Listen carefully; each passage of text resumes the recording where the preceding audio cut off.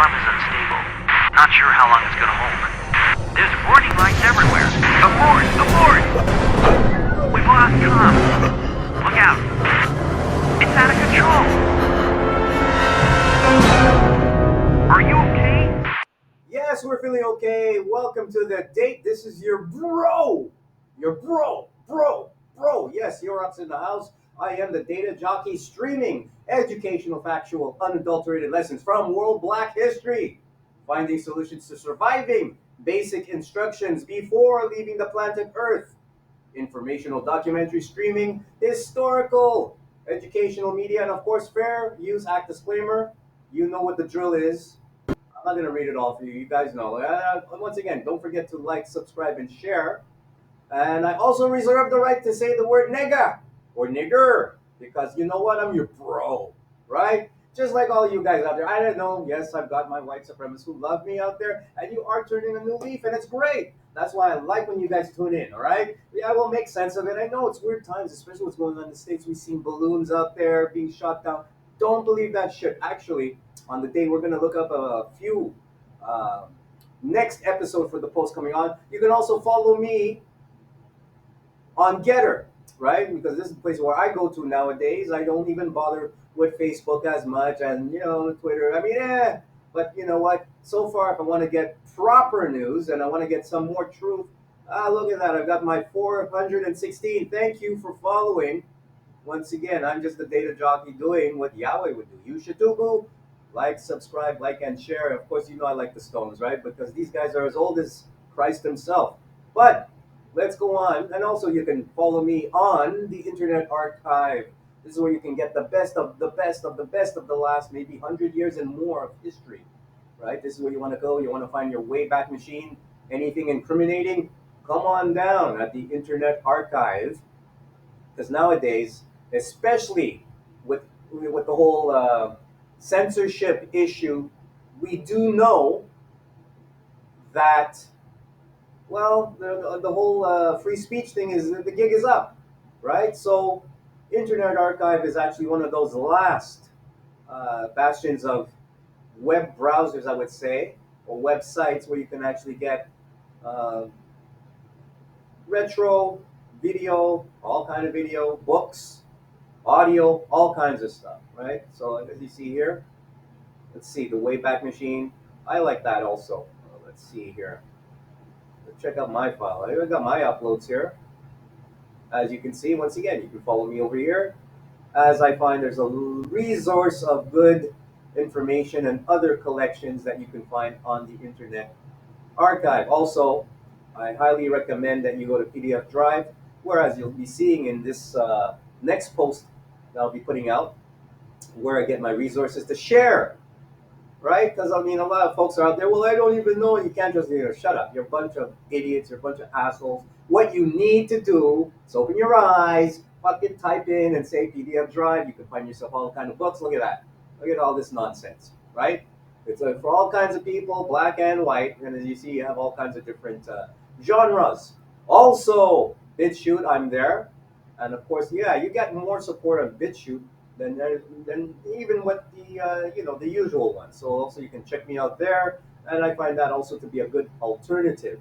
Now moving on, of course, from the last stream. Actually, hold on, let me just show you BitChute.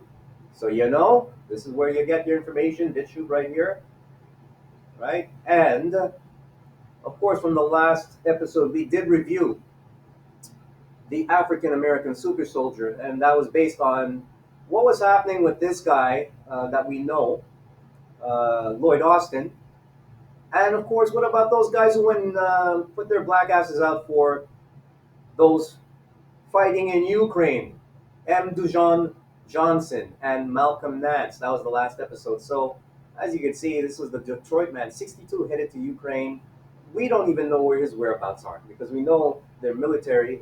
They actually put that shit out in their fucking whatever you call it, their military uh, paper or whatever, military rights and freedoms, that the soldiers are allowed to actually say nigger out there and call their so match it. So they prayed for him. So we don't know where this idiot is. I mean, I don't know. Should I call him an idiot? No, humble, but notice none of these other idiots are going. This poor nigger here goes there.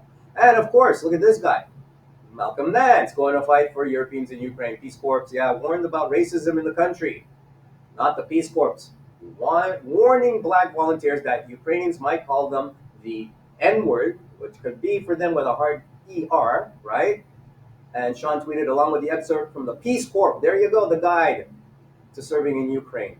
The actual guide warns it's not uncommon for Ukrainians to refer to African Americans as niggas or niggers. Say what it is. Volunteers of color may be called a monkey, which is a lot lighter than what we've heard being called a nigga. Or yeah. So, and look, the kids games with blackface. So this bro, he's there.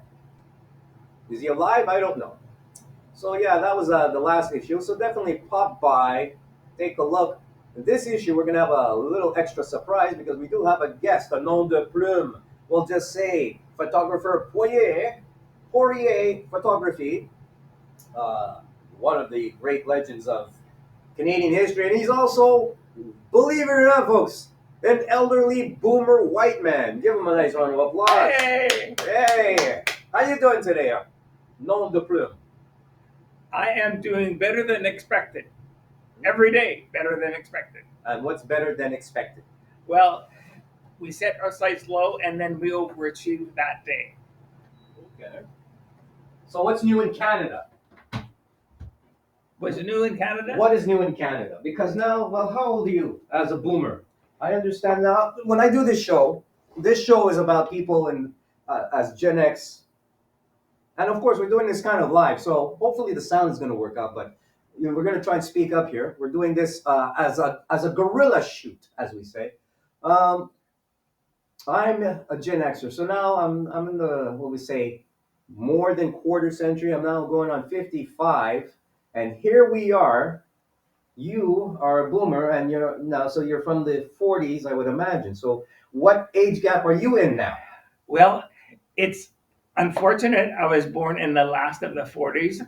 It used to be really date me, but now I'm part of history. So I'm going to use that to an advantage because I'm living in the past most days. That's very weird, but I like it. I like it. You know, like I said, I'm back from the school where back in the 90s, I've always learned, it's always good to have your mentor, pay attention to your elders and somehow find mentorship in and throughout. So I invited you also to look at a few little points in history because we were talking, as I said, last week, it was about these soldiers who were actually out there going out, African Americans of all people, going out there to go and fight. And now here we are, we have these folks here who are missing. Now look at this. The last article I did mention that it more than doubled the number of black 3 and 4-star generals. Did you know this? Oh my God. And once again, in this episode I was talking about this guy. Let's just take a little listen to what he says here. Chiefs, another first for black Americans in uniform. That happen on the backs and shoulders of others that have gone before, and it just builds and builds and builds. Mr. Secretary. Good morning, David. The most obvious result of the forces Harry Truman set in motion 75 years ago is Lloyd Austin, the first African-American defense secretary. Here's my thing. I think we're in trouble. You as a white guy, you feel like you're in trouble with this guy here? Because he's BlackRock, right? In trouble versus what? Never in trouble? Are we more in trouble? Yes, more in trouble because also he happens to be a black guy he's actually sending the weapons to Ukraine. This is what we know, right? Like he goes there, he's the representative. My argument in my last episode was that if anything goes wrong and shit hits the fan, they're gonna say it's the black guy. You see, this is what we do. We trusted the black guy. He gave them weapons and now, like, look, the black guy blew up the world. People have always needed to point their finger.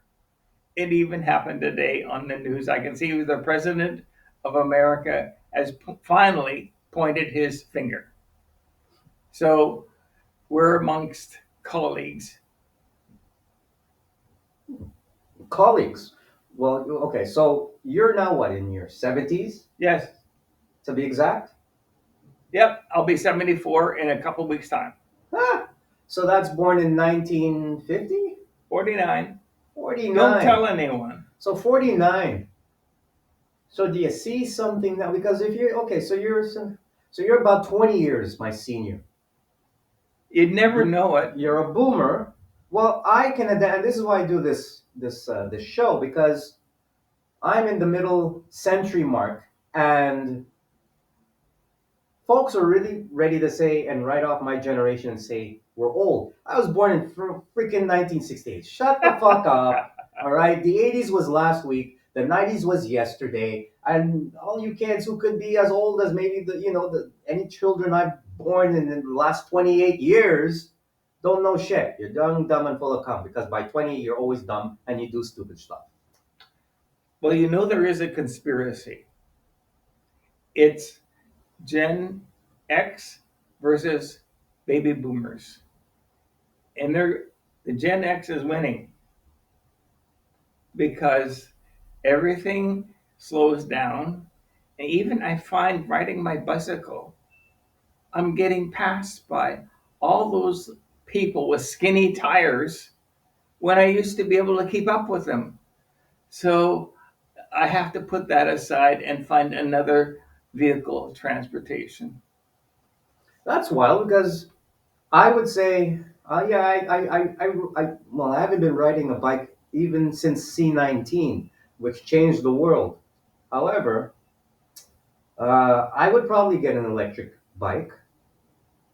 I feel though, and to the defense of even the boomers, and as a Gen Xer, there's also the Gen Y, Z, Zero, whatever the hell they call them today, whatever letters and numbers they call them. And there seems to be more of them. They've bypassed my generation. My generation was not a very, we're what, 1960, it's 1964 if I'm correct.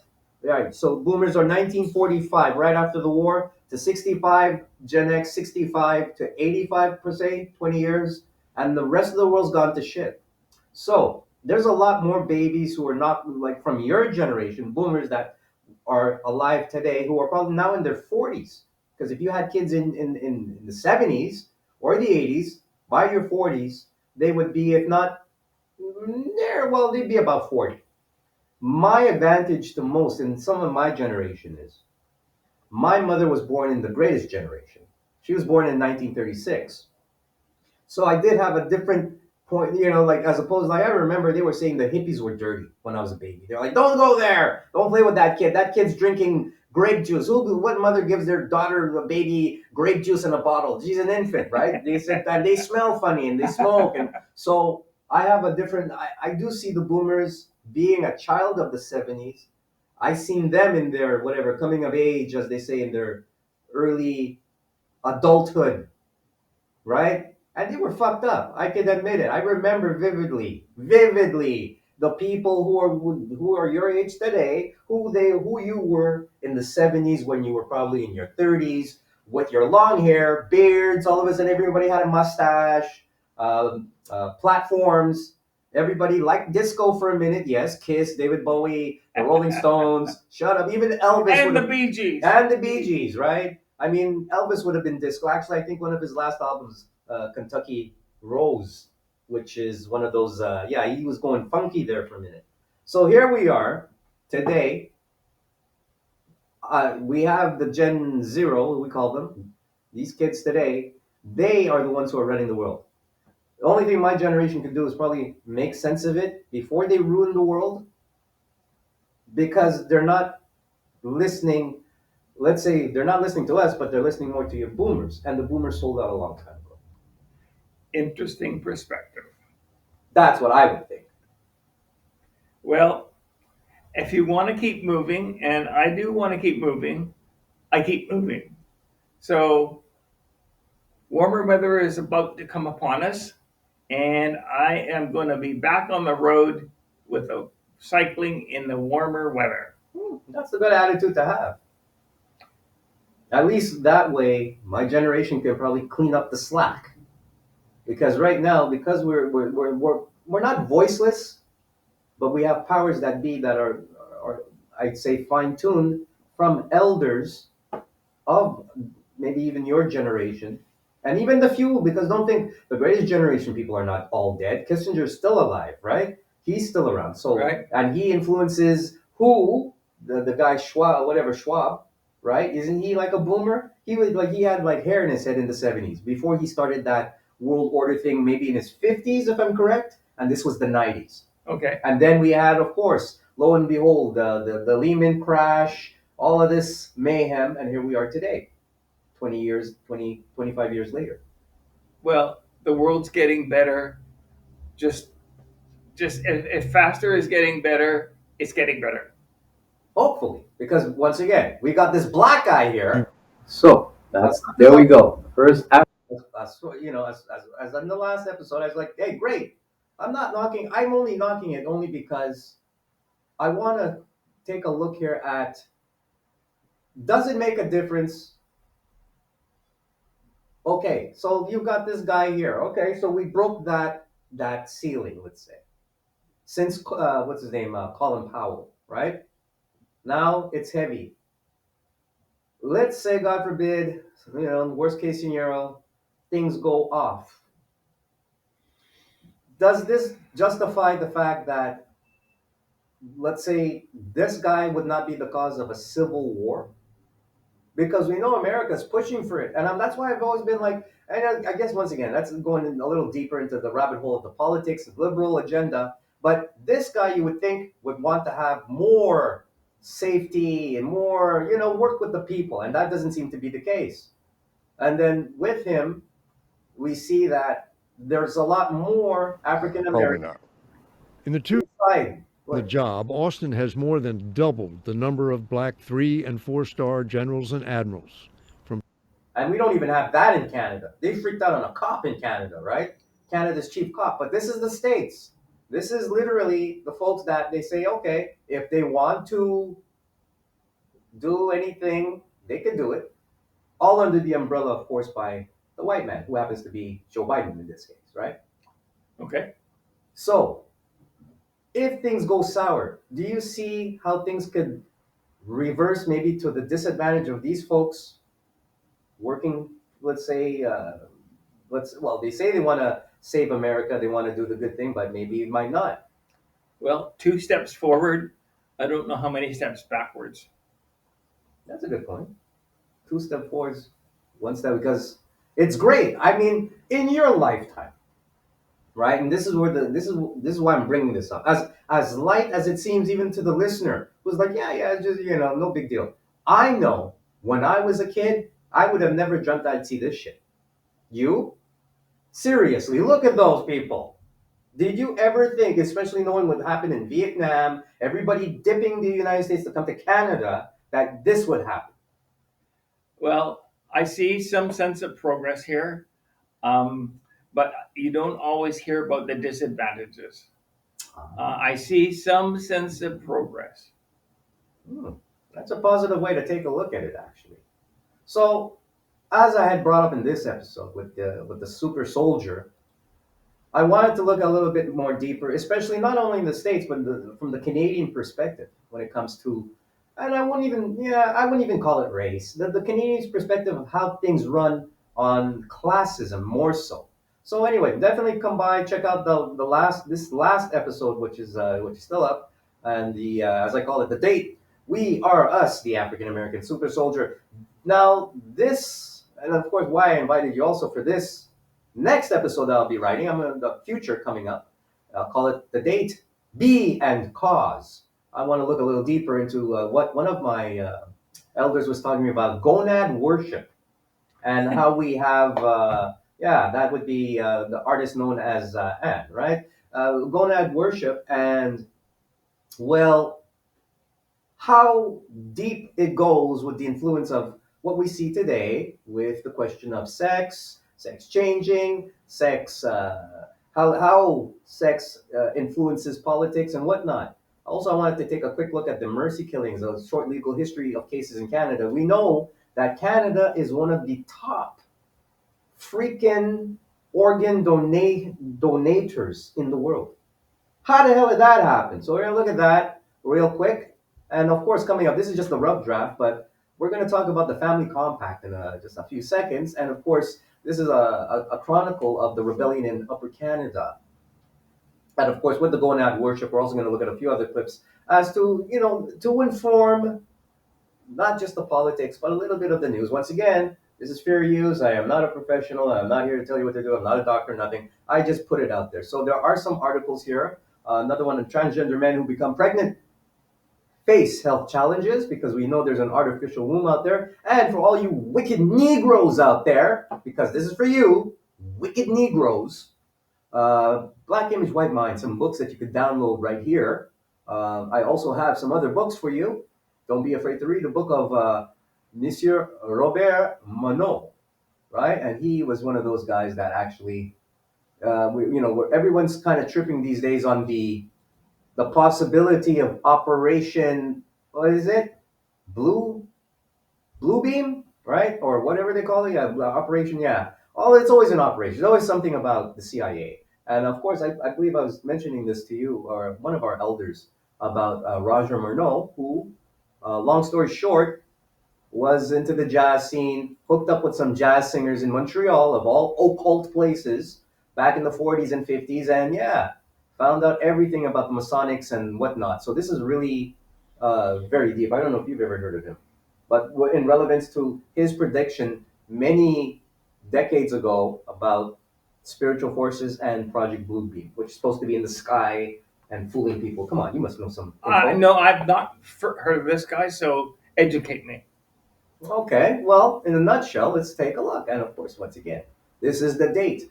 So I was born in 1925 in Canada to devout Catholic parents.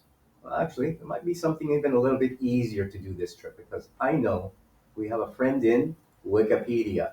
So let's see what we got here on Roger Morneau. Born in 1925 in Saint Jacques, New Brunswick, Canada, into a family of devout French Canadian Catholics. Two of his aunts were nuns, and one uncle was a priest. While he was a youth, his mother died, and he experienced disillusionment in God that he later claimed stemmed from teachings in Catholic books and the church. So it's always about that, right? His claim to fame, I'll just get to the point here. As a young adult, Morneau was introduced to spiritualism through a friend and nearly joined a secret order of spirit worshippers who claimed to be the elite. Before he was to make a full commitment, however, he asked a Seventh-day Adventist co-worker, Cyril Grosset, to go over some Bible studies with him. This turned him away from spiritualism and began his studies of Christ as an Adventist. Morneau claims there was a threat of a bounty on his head of $10,000, right? Of course, back in that time, 1947. And so this is him joining the church. But he's known for talking about the supernatural. And I noticed now, even here, they're kind of policing, this is another thing, they are policing a lot of the information that does come out. Because he, of all people, was the one who brought up what we know as Project Bluebeam.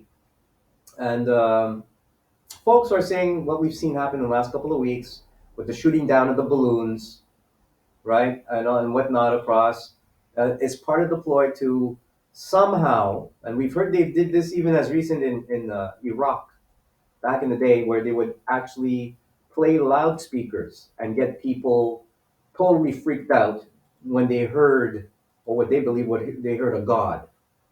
So what Morneau, because now they're policing it. This stuff was he started something called, or started to discuss, which was Project, correct? Bluebeam. And Serge Monast is another one. But Roger Morneau was one of the first ones to actually, as I could also mention, he did bring it up. So his thing was, yes, beginning of conspiracy theories. According to Serge Monast, and like Roger Morneau, the four-step project designed by NASA, right, our friendly neighborhood Nazis, these guys, these are our bros, right, all of them right here. It's known, actually, let me get that picture up there. I just had it for a second. Where are they? We just had it. Oh, there we go. So these folks over here, right? That's NASA, right? And it's all relevant to what we're discussing about Project Bluebeam. So, according to Shej Banas, the four-step project designed by NASA and the United Nations would allow these organizations to accomplish what he believed to be their ultimate goal of creating a new age religion led by the Antichrist in order to start a new world order dictatorship.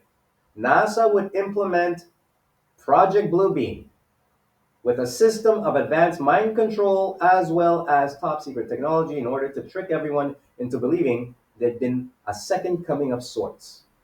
So they say Project Bluebeam would involve the manufacture of artificially created earthquakes in strategic locations around the world. These earthquakes would, according to the conspirators' hoaxes, unearth artifacts indicating that the religious doctrines of all nations have been misunderstood for centuries, thus discrediting all religions. So it's sort of like 2001 Space Odyssey. We also get those films, as we even see today, right? Whatever is on Netflix, doom and gloom. So there is some discussion that this kind of madness is going to happen at some point. What are your thoughts about this? There is a certain inevitability on his perspective.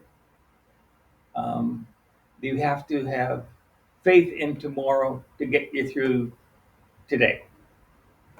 Um, so, is it worthwhile spending some time on this historical perspective? I'm not so sure.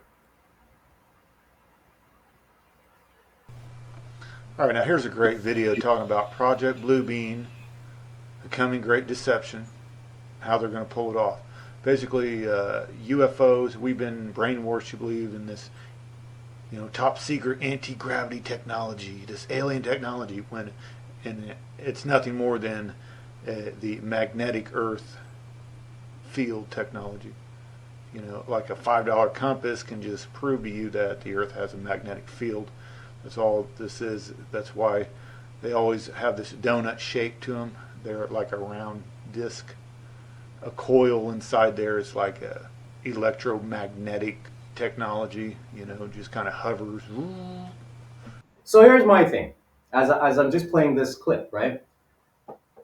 My takeaway with this kind of thing, and of course, as we research on this shows a bit of the mundane, because in the mundane, I believe you will find some nuggets of truth, golden truth here. So, and all of this is going to lead up to what are one of our main topics, if not the main topic today, while you're here, is about the family compact, because this is all in relation.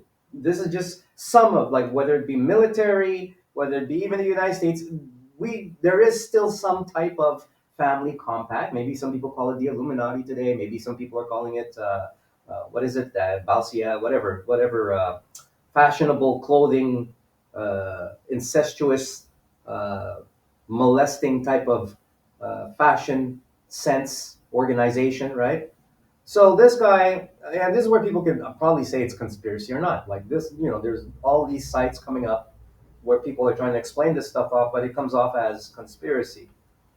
But last week or last month, we did see some indication with the shooting down of these balloons, which I think is a psyop, actually, just to get people off minds off different. But along with that, we're not even seeing the freaking sun anymore.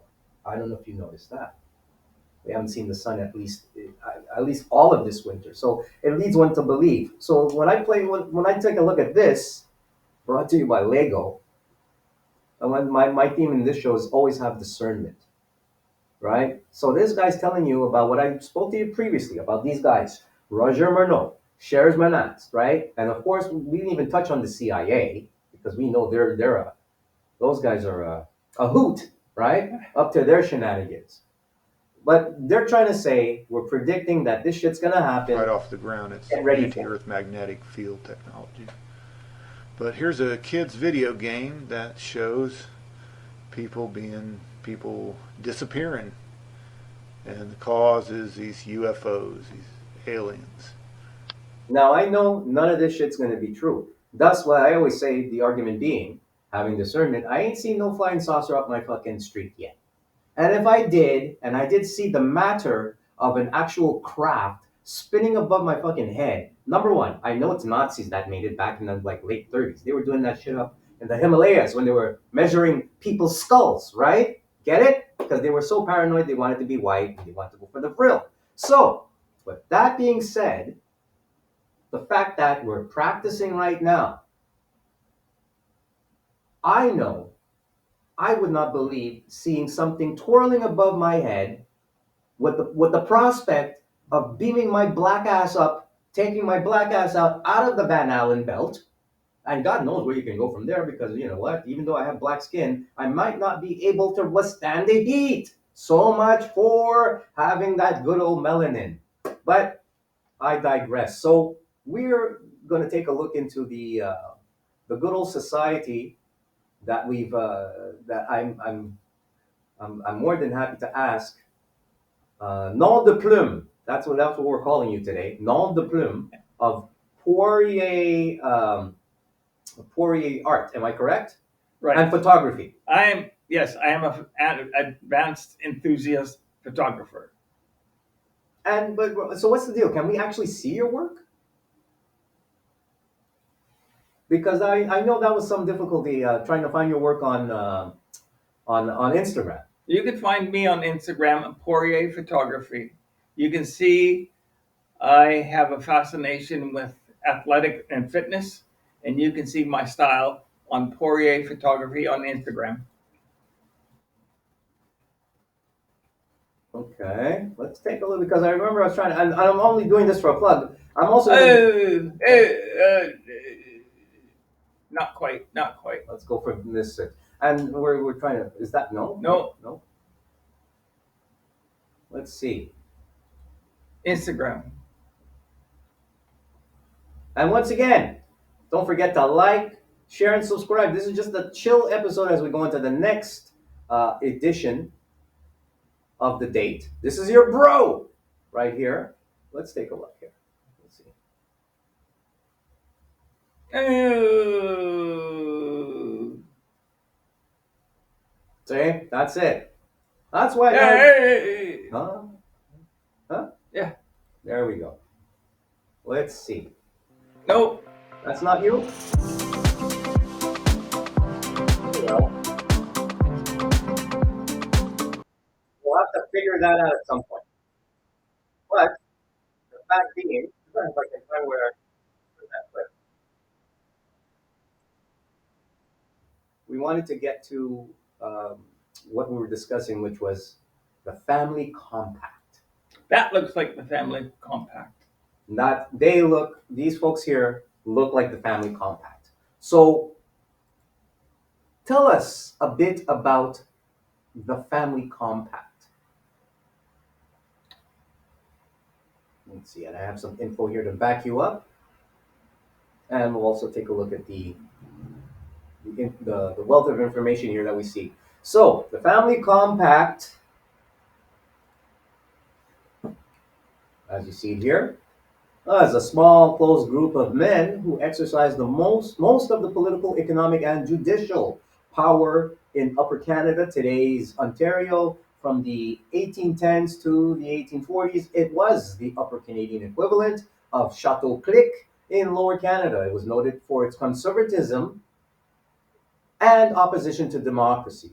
The family compact emerged from the War of 1812 and collapsed in the aftermath of the rebellions of 1837, 1838, right? And these were two armed uprisings that took place in Lower and Upper Canada in 1837 and 1838, right? So that's just a little history. Don't be lazy, look it up. And of course, the War of 1812 was fought by the United States of America and its indigenous allies against the United Kingdom and its allies in British North America, with limited participation by Spain in Florida. It began when the United States declared war on the 18th of June, 1812, right? So, its resistance, the family compact, to the political principle of responsible government, conception of a system of government that embodies the principle of parliamentary accountability, the foundation of the Westminster system of parliamentary democracy. It's a lot of words, eh? Contributed to its short life. At the end of its lifespan, the compact would be condemned by Lord Durham. Now get this character. Isn't he a daisy? Now there. He probably, because that's what he used to call them, daisies. John George Lambton, 1st Earl of Durham, also known as Radical Jack, and commonly referred to in Canadian history text simply as Lord Durham. So you've probably seen Durham Road or Durham something. Yeah, that's that bro. Was a British Whig statesman, colonial administrator, governor general, and yeah. You know me, eh? And this show, we like to look up your family. You want to play badass? Who's your mama? Let's look up this guy's. He was born in the 12th of April, always that weird month, April, 1792, in the house of his father, William. Oh, let's go back. Let's see where this nigga's are from. William Henry Lambton. You'll see where we're going here, because like we say, we look through the mundane and we find out who's responsible for who. Thus to the family compact, right? So he's William Henry Lambton. Let's see here. William Henry Lambton, 1764 to 1797, was a British member of Parliament. He was the son of Major John Lambton. So there's more. See how it goes? And he was a Freemason. So this is how you research. Look. He was the 4th son of this bro, this nigga right here, Ralph. I didn't even know they had the name Ralph in the 16th century, but I guess they did. 1651 to 17, and educated at Westminster School. He was commissioned as an I don't know. Let me get you guys to take a look here. There we go. Ralph. So he was commissioned as an ensign in the Coldstream Guards in 1732. Well, I always like to look up the family. Get to the family. So he married Lady Susan Lyon, died 1769, daughter of Thomas Lyon, 8th Earl of Strathmore. So you kids understand, especially you wicked Negroes out there, you have to learn how to really look up stuff, right? This is how you do it. Yeah, right? Don't you agree, Arthur? Oh, I'm learning. Hey, Okay. hey. So we just found out about